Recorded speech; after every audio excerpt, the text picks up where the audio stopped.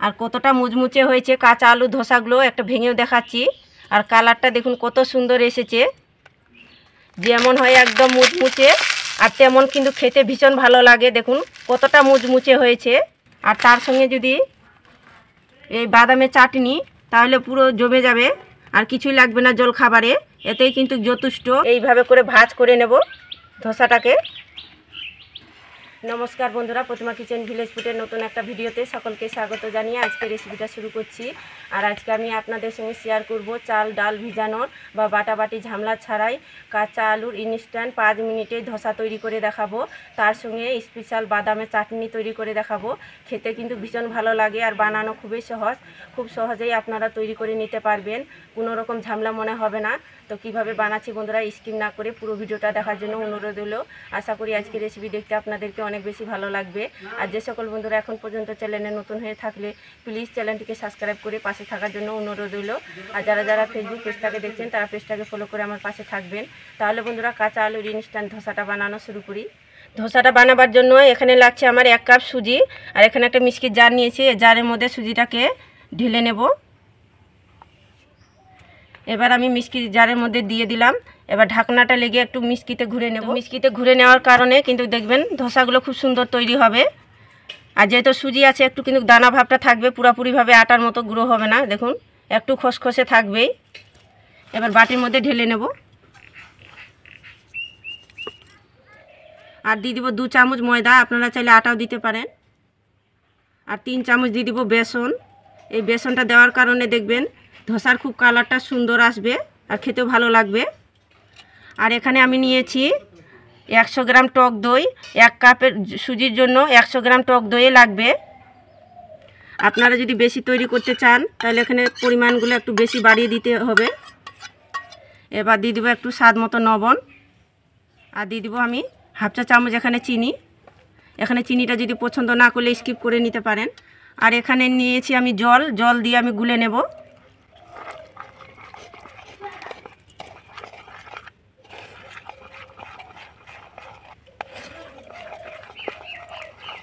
এক কাপ সুজির জন্য আমি 1 কাপে এখানে জলটা দিলাম। খুব ভালো করে একটু গুলিয়ে নিতে হবে। দেখুন আমি এখানে খুব ভালো করে গুলিয়ে নিয়েছি। আর এখানে আমার 1 কাপ সুজির জন্য 1 কাপে জল লেগেছে, ঠিক এইভাবে করে গুলে নিয়েছি। এবার আমি ঢাকা চাপা দিয়ে রেখে দেব 5 মিনিটের মতো। আর যেহেতু আমি কাঁচা আলু ধোসাটা তৈরি করছি তার জন্য এখানে আমি মিডিয়াম সাইজের একটা কাঁচা আলু নিয়েছি, খোসা ছাড়িয়ে ডুমো ডুমো করে কেটে নিয়েছি আর পরিষ্কার করে ধুয়ে নিয়েছি। আর এখানে একটা মিষ্টির জার নিয়েছি, এই জারের মধ্যে দিয়ে দিব। তো এখানে কিন্তু মিডিয়াম সাইজের আমি কাঁচা আলুটা নিয়েছি 1 কাপ সুজির জন্য। আর 2টো দিয়ে দিব কাঁচা লঙ্কা, আর ছোটো ছোটো 3 টুকরো দিয়ে দিব আদা, আর সামান্য একটু দিয়ে দিব আমি কাঁচা জিরে। আর এর মধ্যে আমি জল দেব না, যেহেতু আলুর মধ্যে অনেক পরিমাণে জল থাকে। এবার ঢাকনাটা লেগে আমি মিষ্টিতে একটু ঘুরিয়ে নেব। তো পেস্ট বানিয়ে নিয়েছি কাঁচা আলুটাকে। এবার আমি এই সুজির ব্যাটারের মধ্যে দিয়ে দেব পেস্টটা, দিয়ে খুব ভালো করে মিশিয়ে নেব।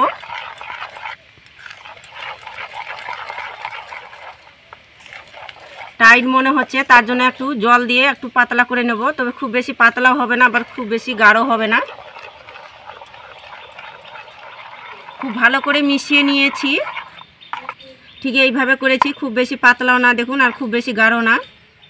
তো ধোসার সাথে খাওয়ার জন্য স্পেশাল বাদামের চাটনি তৈরি করে নেব, তার জন্য একটা মিষ্টির জার নিয়েছি। এবার আমি মিষ্টির জারের মধ্যে দিয়ে দিব ভেজে রাখা চীনাবাদাম,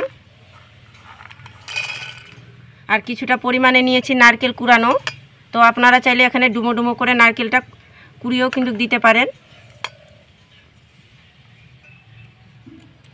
এইভাবে নারকেল কুড়ানো দিতে গেলে দেখবেন খুব সুন্দরভাবে পেস্টটা তৈরি হবে। আর দিয়ে দিব কিছুটা পরিমাণে ধনিয়া পাতা। এটা দেওয়ার কারণে দেখবেন চাটনিটা খুব সুন্দর লাগবে খেতে। আপনারা চাইলে কারি পাতা দিতে পারেন হাতের কাছে না থাকলে। আর সামান্য দিয়ে দিব 3 টুকরো আদা, আর 2টো কাঁচা লঙ্কা। ঝালটা নিজেদের কম বেশি দেবেন, যে যেরকম ঝাল খেতে পছন্দ করেন। এখানে দিয়ে দিব 1 চা চামচ চিনি, আর দিয়ে দিব স্বাদ মতো লবণ। আর পেস্টটা তৈরি করার জন্য একটু দিয়ে দিব জল, সামান্য একটু। এবার মিষ্টির ঢাকনাটা লেগে পেস্ট বানিয়ে নেব। তো চাটনিটাকে পেস্ট বানিয়ে নিয়েছি। একটা বাটির মধ্যে ঢেলে নেব। তো চাটনির জন্য তড়কা ফোড়ন তৈরি করে নেব। তড়কা ফোড়নের জন্য ডাবুতে আমি সাদা তেল একটু গরম করে নিয়েছি। সামান্য দিয়ে দিব আমি কালো সর্ষে, আর দিয়ে দিব সামান্য একটু জিরে, কাঁচা জিরে, কয়েকটা দিয়ে দিব আমি কারি পাতা, একটা কাঁচা লঙ্কা আর একটা শুকনো লঙ্কা টুকরো করে নিয়েছি। চামচ দিয়ে এইভাবে একটু নাড়াচাড়া করে নেব। আর কারি পাতাটা দেবেন তখন কিন্তু ফুটবে, অবশ্যই একটু সাবধানে দেবেন। এবার আমি ফোড়নটা চাটনির মধ্যে দিয়ে দিব। তৈরি হয়ে গেল আমার চাটনির জন্য ফোড়ন, আর চাটনিটা রেডি হয়ে গেল। কত সুন্দর লাগছে দেখুন। ধোসাগুলো তৈরি করবার জন্য উনুন ধরিয়ে নিয়েছি, আর উনুনের মধ্যে দিব ফ্রাই প্যান বসিয়ে। তো ফ্রাই প্যান যদি হাতের কাছে না থাকে যে কোনো তার মধ্যে ধোসাগুলো তৈরি করে নিতে পারেন। এবার আমি ব্যাটারের মধ্যে দিয়ে দিব সামান্য একটু খাবার সোডা, দেখুন খুব বেশি না, 3 চিমটির মতো, হাফ চা চামচেরও কম দিয়েছি। এবার খুব ভালো করে একটু মিশিয়ে নেব।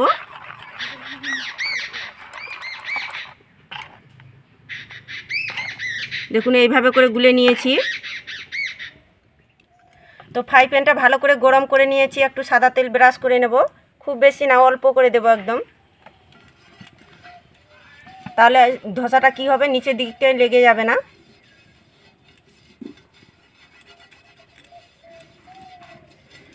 দেখুন খুব ভালো করে তো ব্রাশ করে নিয়েছি, আর একটা সাদা সুতির কাপড় নিয়েছি, এই তেলটাকে মুছে নেব।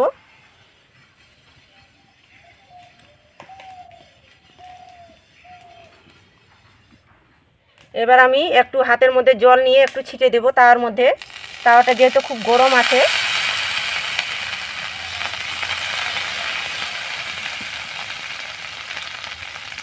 এবার আমি ন্যাকড়াটা দিয়ে আবারও মুছে নেব। এইভাবে তৈরি করলে দেখবেন ধোসাগুলো খুব পারফেক্ট তৈরি হবে।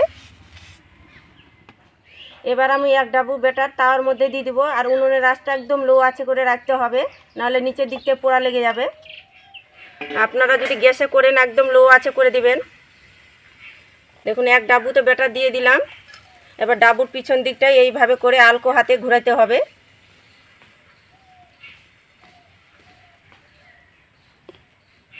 খুব জোরে জোরে ঘোরাতে যাবেন না, নাহলে কি হবে কিন্তু ডাবুর পিছন দিকটাই ছেড়ে আসবে।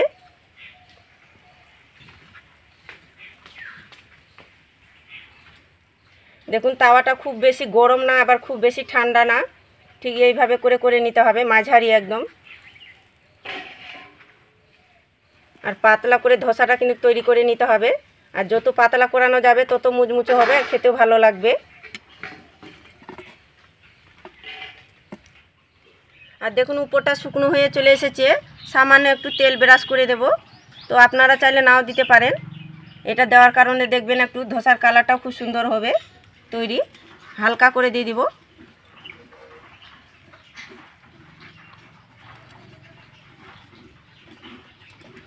দেখুন ব্রাশ করে নিয়েছি।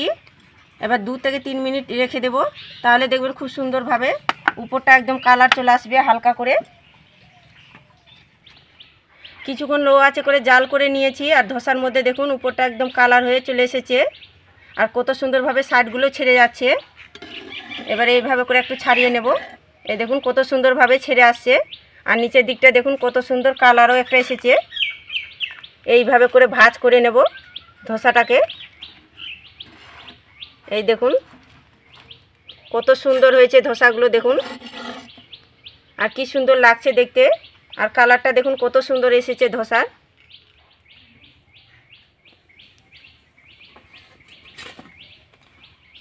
আর একইভাবে করে ধোসাগুলো আমি সবগুলো তৈরি করে নেব। মাঝখানে তার মধ্যে দিয়ে দিতে হবে, আর এইভাবে করে ডাবুর পিছন দিকটা দিয়ে এইভাবে করে ঘুরাতে হবে। আর আবারও বলছি উনুনের আঁচটা একদম হালকা মিডিয়ামে রাখতে হবে।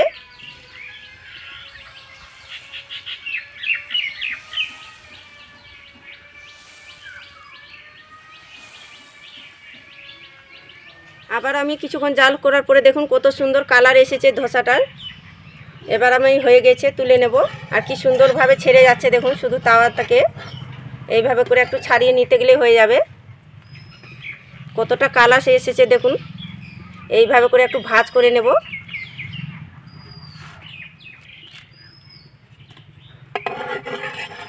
তো আর একটা তৈরি হয়ে গেল ধোসা। সবগুলো কাঁচা আলু ধোসাগুলো তৈরি করে নিয়েছি। আর দেখতে দেখুন কত সুন্দর লাগছে আর কতটা মুচমুচে হয়েছে কাঁচা আলু ধোসাগুলো। একটা ভেঙেও দেখাচ্ছি। আর কালারটা দেখুন কত সুন্দর এসেছে, যেমন হয় একদম মুচমুচে আর তেমন কিন্তু খেতে ভীষণ ভালো লাগে। দেখুন কতটা মুচমুচে হয়েছে। হাতে দিচ্ছি, একটু চাপ দিলাম তাতে গুঁড়ো হয়ে যাচ্ছে। এরকম যদি ধোসা থাকে আর তার সঙ্গে যদি এই বাদামের চাটনি, তাহলে পুরো জমে যাবে আর কিছুই লাগবে না জল খাবারে। এতেই কিন্তু যথেষ্ট, বাচ্চা থেকে বড় সকলে খেতে ভীষণ পছন্দ করবে। আর একবার তৈরি করলে কথা দিচ্ছি খেয়ে কিন্তু মন ভরে যাবে আর মন খুশি হয়ে যাবে। এতটা খেতে ভালো লাগে কি এর সাথে বাদামের চাটনি থাকলে আর কিছুই লাগবে না সাথে। আর দেখলেন তো বন্ধুরা, কোনো রকম চাল ভিজানো বা বাটাবাটি ঝামেলা ছাড়া কাঁচা আলু ইনস্ট্যান্ট ধোসাটা কত সুন্দর তৈরি করানো যায়। তো আপনারা তৈরি করে না খেলে বিশ্বাসই করতে পারবে না, খেতে কিন্তু ভীষণ ভালো লাগে। আর একবার তৈরি করলে কথা দিচ্ছি বারবার তৈরি করার ইচ্ছেটা বাড়িয়ে যাবে। এতটা ভালো লাগে খেতে কি বাড়ির বাচ্চা থেকে বড় সকলে খেয়ে প্রশংসা করতে বাধ্য হবে। তো আজকে আমার কাঁচা আলু ধোসাটা কেমন লেগেছে অবশ্যই কমেন্ট করে বলবেন। আর ভালো লাগলে একটা লাইক করে বন্ধুদের সঙ্গে ভিডিওটা শেয়ার করবেন। তো ভিডিওটা এখানেই শেষ করছি। দেখা হচ্ছে আবার নতুন কোনো রেসিপির সঙ্গে। সবাই খুব ভালো থাকবেন, সুস্থ থাকবেন। আর পুরো ভিডিওটা দেখার জন্য অসংখ্য ধন্যবাদ।